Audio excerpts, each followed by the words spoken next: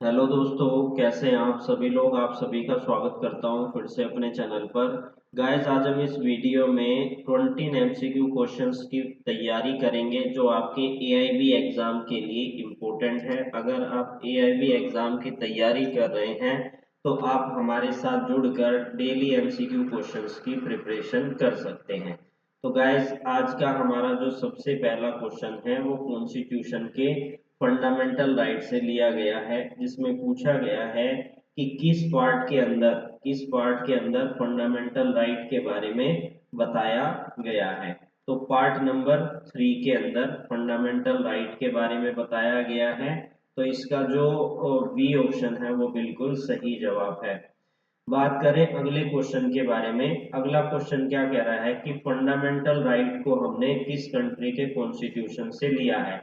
तो हमने यूएसए यानी कि यूनाइटेड स्टेट ऑफ अमेरिका के कॉन्स्टिट्यूशन से फंडामेंटल राइट को लिया है, इसलिए इसका बी ऑप्शन बिल्कुल सही है।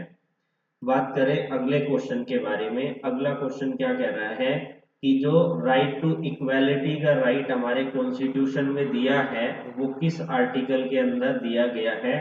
तो आर्टिकल नंबर 14 से लेकर 18 जो कॉन्स्टिट्यूशन में है वो बात करता है राइट टू इक्वालिटी के बारे में।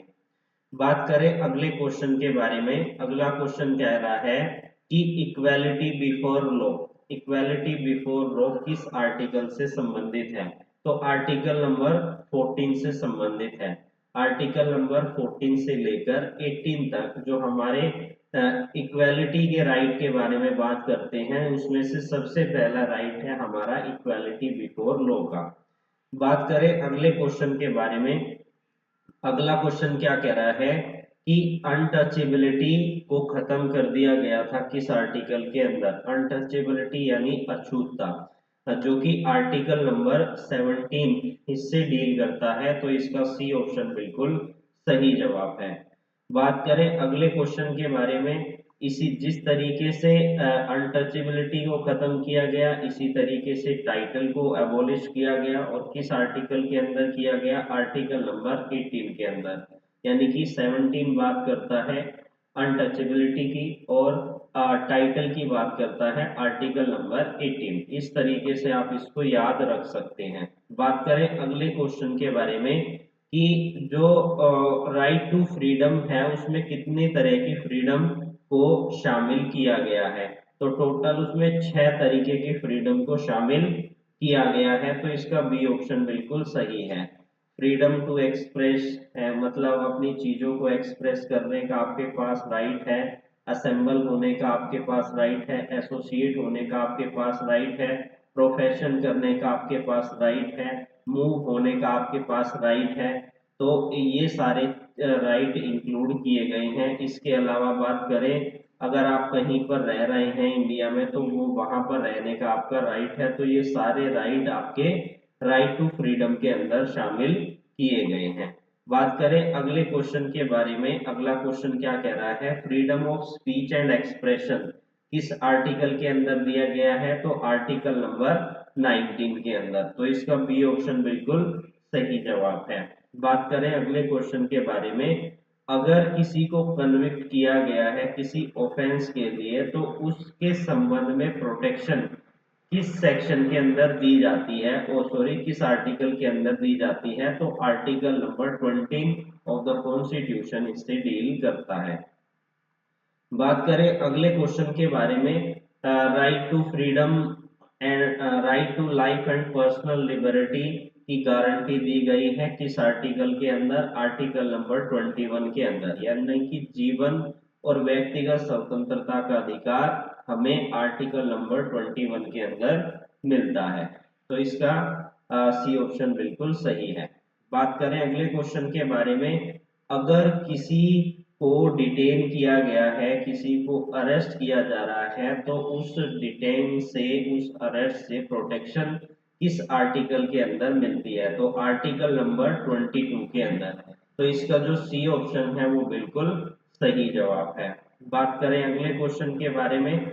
अगला क्वेश्चन क्या कह रहा है कि किसी के साथ शोषण हो रहा है, एक्सप्लॉइटेशन हो रहा है, तो उसके अगेंस्ट में, उसके विरुद्ध में जो अधिकार मिले हैं वो किस आर्टिकल से संबंधित है, तो वो हमारे आर्टिकल नंबर 23 और 24 जो कि एक्सप्लॉयटेशन के अगेंस्ट राइट की बात करते हैं, इसलिए इसका भी ऑप्शन बिल्कुल सही जवाब है।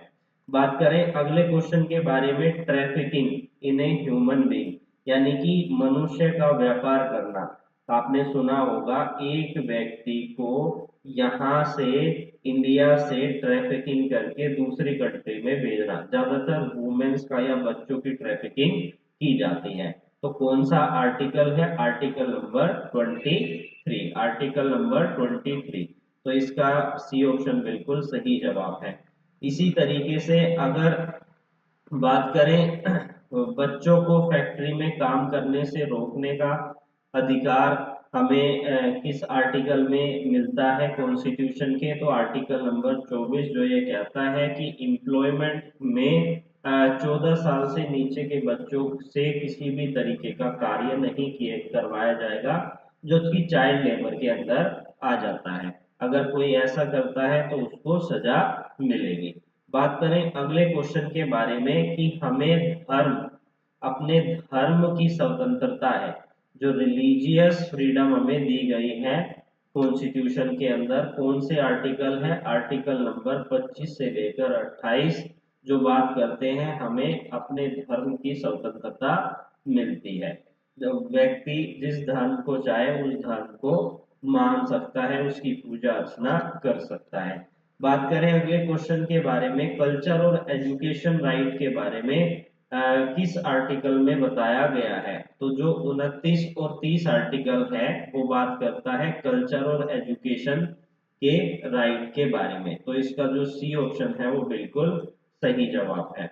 बात करें अगले क्वेश्चन के बारे में कि कौन सा आर्टिकल है जो बात करता है राइट टू कॉन्स्टिट्यूशनल रेमेडी, यानी कि जो संवैधानिक उपचार का अधिकार प्रोवाइड करता है या प्रदान करता है। तो आर्टिकल नंबर 32 काफी इंपॉर्टेंट है, इसको तो आपको बिल्कुल भी स्किप नहीं करना है, हमेशा इसको याद रखना है क्योंकि इस पे से घुमा कर क्वेश्चन पूछे जाते हैं। उसके बाद बात करें अगले क्वेश्चन के बारे में कि डॉक्टर भीमराव अंबेडकर ने किस कॉन्स्टिट्यूशन को हार्ट एंड सोल कहा है, तो जो राइट टू कॉन्स्टिट्यूशनल रेमेडी है उसको ही हार्ट टू सोल कहा है। राइट टू कॉन्स्टिट्यूशनल रेमेडी यानी कि आर्टिकल नंबर 32 जिसे कहा गया है। उसके बाद बात करें अगले क्वेश्चन के बारे में, अगला क्वेश्चन क्या कह रहा है, अगर किसी पर्सन को कोर्ट के समक्ष लेकर आना है या प्रोड्यूस करना है तो कौन सी रिट जो है कौन सी रिट का इस्तेमाल किया जाएगा, कौन सी रिट का इस्तेमाल किया जाएगा, हैबियस कॉर्पस का। तो इसका जो सी ऑप्शन है वो बिल्कुल सही है। और ये रिट फाइल कहाँ पर की जा सकती है, सुप्रीम कोर्ट में भी और हाई कोर्ट में। सुप्रीम कोर्ट में पर्टिकुलर आर्टिकल 32 है, हाई कोर्ट का आर्टिकल है 226। तो दोनों को अधिकार मिले हैं। बात करें अगले क्वेश्चन के बारे में कि 44th अमेंडमेंट के द्वारा किस फंडामेंटल राइट को रिमूव किया गया था, तो जो प्रॉपर्टी का राइट था उसे फंडामेंटल राइट से रिमूव कर दिया गया था। अब इसका आर्टिकल कौन सा है, तो 300A आर्टिकल है जो हमारा बात करता है प्रॉपर्टी के राइट के बारे में।